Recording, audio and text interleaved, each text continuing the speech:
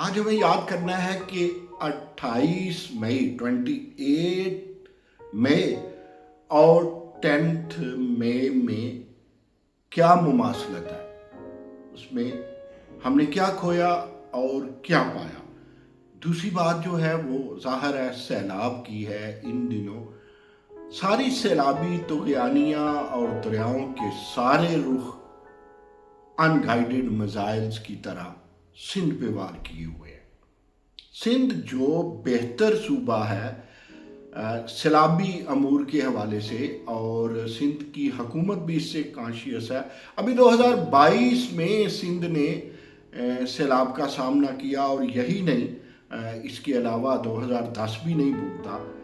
لیکن ایک بڑا دلخراش معاملہ ہوا۔ میں بیٹھا کالم لکھنے، اپنا جنگ کالم ہفتہ وار جو سنڈے کو شائع ہوتا ہے، اور میں نے اس دفعہ بلاول بھٹو اور گورنر پنجاب کے عنوان سے کالم لکھا، لیکن اندر باتیں وہی سیلاب کی تھی۔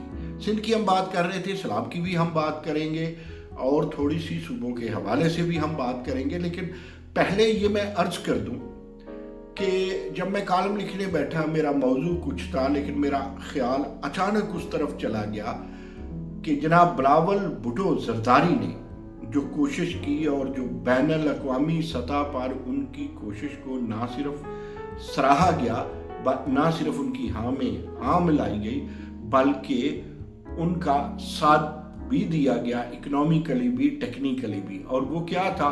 21 لاکھ گھر بنا کے دینا سندھ میں ان مکینوں کے لیے جو بے گھر ہو گئے تھے، جن کا مکان کوئی نہیں رہا تھا، جن کی بستیاں اجڑ گئی تھی۔ وہ ایک سماجی انقلاب تھا کہ وہ بستیاں پھر سے آباد کرنے جا رہے تھے، اور کرنے جا رہے ہیں بلاول بھٹو زرداری۔ اور یہ عالمی ریکارڈ بن گیا کہ کسی بھی سطح پہ مفت ان لوگوں کو جو کسی آفت کی نظر ہو گئے ہوں، اتنے گھر 21 لاکھ گھر، جس میں آدھے سے زائد گھر بن بھی چکے ہیں، باقی زیر تعمیر ہے، اور ان کی شفافیت پہ اور ان کے اس کے سارے میکانزم پہ عالمی ادارے بھی مطمئن ہیں، اور وہ پاکستانیوں کے لیے بھی ایک اہم تقلید کا آپ سمجھیں پہلو ہے۔ دکھ اس بات کا تھا کہ ابھی تو وہ کسی کو چابیاں دے رہے ہیں۔ آج سے 5-6 دن پہلے بھی بلاول بھٹو زرداری سندھ میں تھے، اور اب سندھ میں سیلاب بھی پہنچ گیا، اور ان سیلابوں کے پیچھے کئی باتیں ہوتی ہیں۔ کچھ کہتے ہیں کہ انڈیا پانی چھوڑتا ہے، کچھ کہتے ہیں کہ ہم نے ڈیم نہیں بنائے، کچھ کہتے ہیں، جتنے منہ اتنی باتیں ہیں۔ لیکن کچھ کالا باغ ڈیم پہ لے جاتے ہیں۔ کالا باغ ڈیم کہاں، سندھ پہ کس مقام پہ کالا باغ پہ، اور راوی اور ستلج اور چناب اور جہلم کدھر سے آتے ہیں، اور ادھر کالا باغ ڈیم سے ان کی کنیکٹیویٹی بھی نہیں ہے، تو ڈیم تو پھر ادھر بنتے ہیں۔ میدانی علاقوں میں ڈیم بنتے نہیں ہیں۔ اصل بات یہ ہے کہ دریائی راستوں کو روکنا نہیں چاہیے، نیچرل راستوں کو۔ فطرت کا راستہ روکنا ڈینجرس ہے، قدرت کے آگے نہیں باندھے جا سکتے۔ بہرحال جتنا لگ رہا تھا، جتنا خوفناک ہے، میں کیا گورنر پنجاب سے جب پچھلے دنوں ملاقات ہوئی تو انہوں نے بھی پنجاب حکومت کی مثال بھی دی، تعریف بھی کی، ہلال احمر کی تعریف کی، اور وہ خود بھی جاتے آتے رہے سیلاب میں، 5-6 دن ملتان رہے، اس سے پہلے قصور گئے، اور وہ کہتے ہیں کہ بلاول بھٹو زرداری بحیثیت پارٹی چیئرمین اور بحیثیت صدر پاکستان آصف علی زرداری بھی جناب گورنر پنجاب سردار سلیم حیدر خان سے پوچھتے رہے ہیں۔ لیکن دوستو، بات مجھے پتہ ہے میں نے یہاں اس سوال سے شروع کی تھی کہ ہمارے ہاں 10 مئی کی اور اس کے علاوہ 28 مئی کی کیا خامی اور کیا خوبی ہے۔ ابھی ہم اس پہ بات کریں گے۔ اس کو یاد رکھنا اور اس کے پیچھے پیچھے چلنا، ان ڈیٹس کو فالو کرنا بہت ضروری ہے۔ بات یہ بھی چل رہی تھی کہ دکھ اس بات کا ہے کہ کہیں وہ گھر پھر تو بہہ نہیں جائیں گے جو بلاول بھٹو زرداری چابیاں دے رہے ہیں لوگوں کو۔ یہ بات ابھی ہم مختصر ہی کریں گے، لیکن ایک نوحہ سمجھیں، ایک مرثیہ سمجھیں۔ میں نے اپنے اتوار کے جنگ کالم میں آغاز اسی سے کیا، اگر آپ ناظرین کی اجازت ہو تو میں اس کالم کا صرف ابتدائیہ پڑھنا چاہ رہا ہوں۔ یہ جنگ کالم ہے 14 सितंबर 2025 का।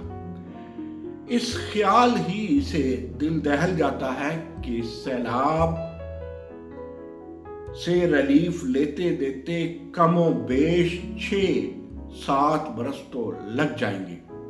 थोड़ा सा महसूस करके देखिए, जिनकी उम्र भर की कमाई ही वो गरोंदा था जो तगयानियों ने उखाड़ फेंका, और वो चरागे शहर पलक झपकते ही कैसे करीबुल मर्ग हालत की गोद में चला गया। हाथ पीले करने की ख्वाहिश में घर घर जाकर कहीं सिलाई कढ़ाई तो कहीं सफाई सुथराई करके, कभी अना को गिरवी रखने के बाद बीमारी में अपने लिए दवा तक पर दाम न लगाकर पाई पाई इकट्ठी करके, हाँ, बेटी का जहेज बनाने वाली मां का तो तसव्वुर कीजिए, जिसके अरमान और आंखों में बसे ख्वाबों को सैलाबी रेला बेनूर कर गया। कलेजा नहीं फट जाता। दोस्तों, ये तो उनको पता है जो उजड़ गए हैं, ये तो वो जानते हैं जिनके सैलाब में घर बैठ गए। हमारे दोस्त एक बहुत अच्छी बात कर रहे थे, हम पोश इलाकों में रहने वालों को क्या पता कि जिसके पास 2-3 भैंसे हैं वही उसकी इंडस्ट्री है, वही उसकी नौकरी है, और वही उसके एंटरप्रेन्योर मामलात हैं, एंटरप्रेन्योर है उसका, और उसी से वो दूध बेचता है, उसके लिए चारा भी चाहिए, उसी से वो घर चलाता है, उसी का वो घी देता है, और पूरी फैमिली उन्हें पालती है। अगर किसी के वो 2-3 भैंस, किसी के पास एक ही है यार, वो चली जाए। कल पता चला, गुजरांवाला से एक दोस्त कहने लगे कि गांव के अंदर भी, रिटायर्ड कर्नल हमारे दोस्त मुनीर साहब है, तो मोहम्मद मुनीर का कहना था कि गांव में भी, यानी हमारे गांव में भी, जो गंडम 2200 पे नहीं लेता था वो 5000 पे चली गई। और ये जो सैलाब आने वाला है, महंगाई का सैलाब, ये किस किस घर जाएगा, किस किस घर को रुलाएगा, और कहाँ कहाँ इस सैलाब के असरे नो मातम बिछेंगे, कहाँ नवागरी होगी, और कहाँ ये सारे मामलात फिर देखे जाएंगे। ये पूरी कौम के लिए और उन हलकों के लिए जो किसी की मदद कर सकते हैं। दोस्तों, सैलाब आए रोज आता रहता है। अब हमें बात को ख़त्म करने से पहले 28 मई का जवाब देना है और 10 मई का जवाब देना है। 28 मई भुट्टो की कावश, डॉक्टर A.Q. खान की कावश, फाइनली 28 मई में 1988 में यौम तकबीर होता है। हम जौहरी पाकिस्तान बन गए और हम एटमी ताकत वाले पाकिस्तान बन गए। इसी की वजह से हमारी आन बान शान है। कौम एक सतह पे रही, एक सफ़ा पे रही, एक सोच में रही, एक फिक्र, एक नज़र, एक नज़रिया रहा। और आपने देखा कि वो काम जो भुट्टो ने शुरू किया उसे ना किसी ज़िया ने रोका, ना किसी मुशर्रफ जैसे आमर ने रोका। आमरीत थी या जमहूरियत थी, कौम और इसका फिक्र एक सफ़ा पे था। अब इसी तरह 10 मई तो 2025 का वाक़या, ये 1998 वाले 28 का वाक़या अपनी जगह, ये 10 मई का है। 7 तारीख को, 7 मई 2025 को हमारे ऊपर जंग मुसल्लत कर देता है भारत, और हम उसे नाको चने चबाते हैं और हम जीत जाते हैं। हमारा भी नुकसान हुआ, उनका भी नुकसान हुआ, लेकिन ये टेक्निकल एक जिद्दतों पे मबनी जंग थी जिसे हमने जीत लिया। हमारे दोस्त हमारे साथ थे इस जंग के साथ। हमारी अखलाकी बर्तरी भी हुई, हमारी एक खारजी सतह पे भी हमने महाज जीता, लेकिन मुआशी जीतना महाज बाकी है। बस इन सैलाबों पे भी, ये सैलाब छोटी बात नहीं है। कमकमों में रहने वाले, रोशनियों में रातें गुजारने वाले वो लोग एक दफ़ा तो मीडिया पे गौर करें, एक दफ़ा तो यहाँ हाथ रख के सोचें कि सैलाब वालों के साथ क्या क्या बह गया। उम्मीदें बह गई, उम्रें बह गई, मेहनतें बह गई, اور ان کی حسرتوں کے ساتھ ساتھ ایک لحاظ سے وہ خود بھی بہہ گئے.